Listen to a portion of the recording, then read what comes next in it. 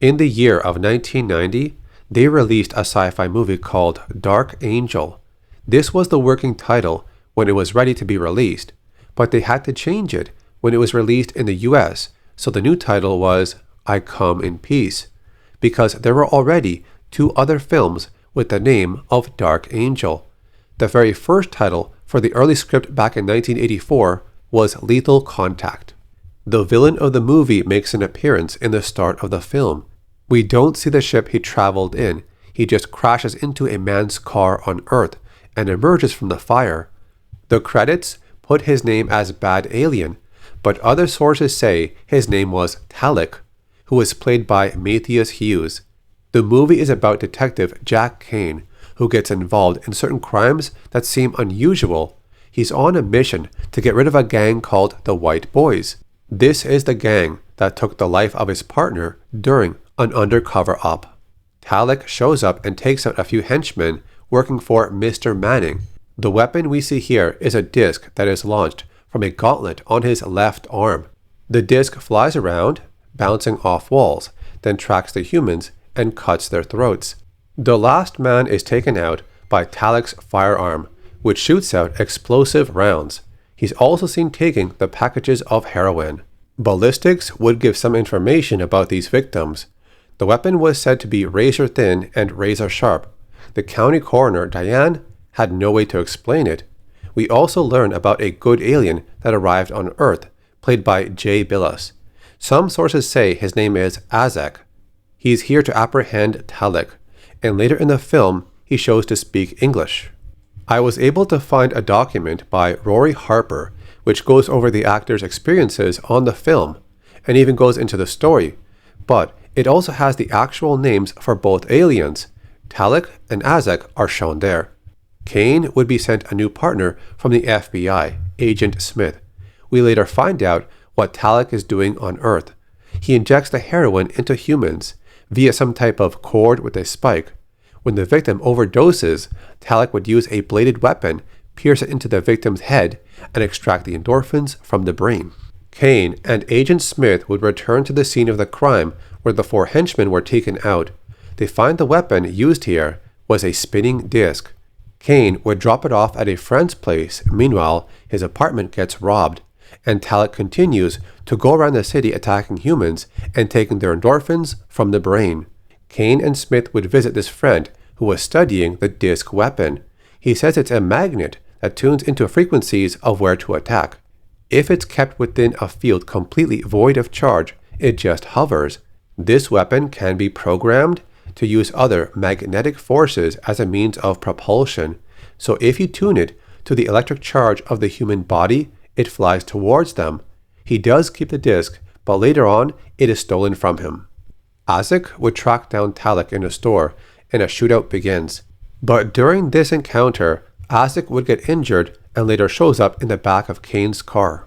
He explains the person he's after is collecting a drug called Blarzi, which humans call endorphins. Where he's from, it's priceless and illegal. When his body expires, it shows they are full of some type of energy and it burns out. But Smith did manage to grab the alien weapon and plans to bring it to Switzer, his superior at the FBI. We also find out the FBI stole the disc from earlier because Agent Smith told them about it and who had it. But when Switzer pulls a gun on Smith, Kane would show up and save him by shooting Switzer in return. They take back the alien gun, and the two of them would work together to take down the bad alien.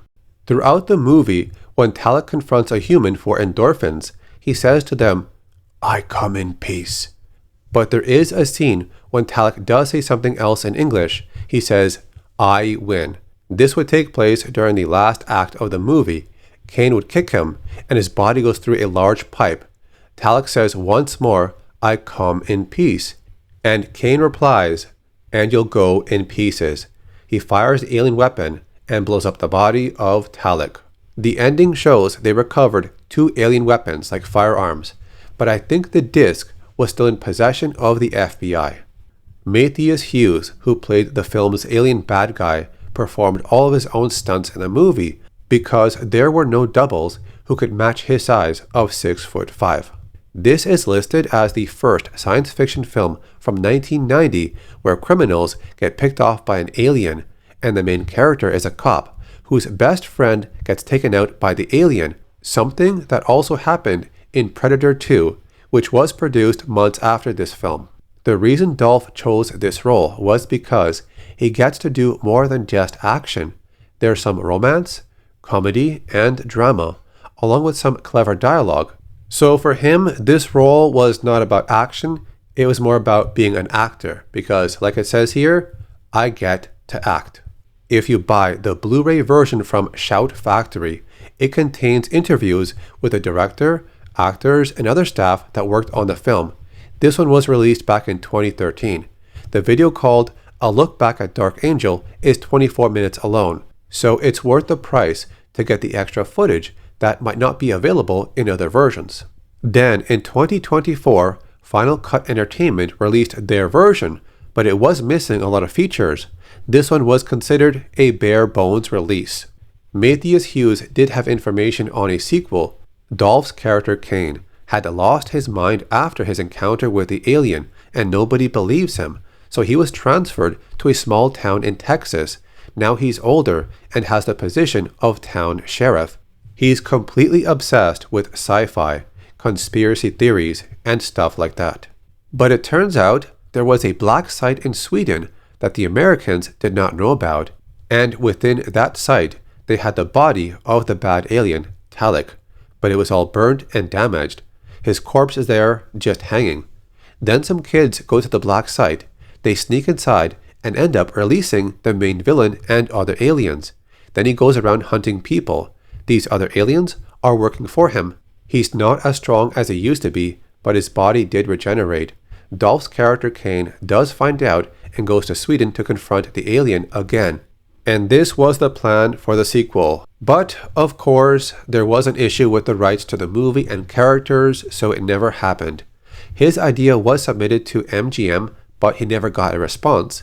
He also says at some point the vice president of MGM had left, so it's possible they never had a chance to read it.